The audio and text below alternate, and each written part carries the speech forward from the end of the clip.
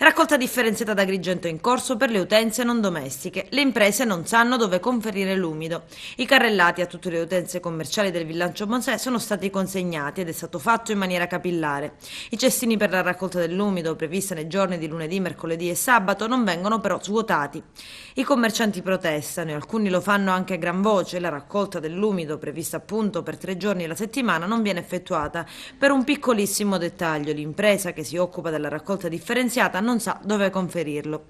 Il comune a quanto pare non ha ancora comunicato niente a riguardo. Il contratto per il servizio di smaltimento dei rifiuti biodegradabili prodotti nel territorio comunale era stato affidato alla ditta Giglione Servizi Ecologici di Ioppolo Giancaxio. L'ente ha dunque fatto una prima gara d'appalto che è andata deserta e poi si è arrivati di recente all'aggiudicazione del servizio. Se ne occuperà la SEAP, ma le imprese che si occupano della raccolta differenziata devono essere autorizzate dal comune ad andare a conferire in un determinato punto.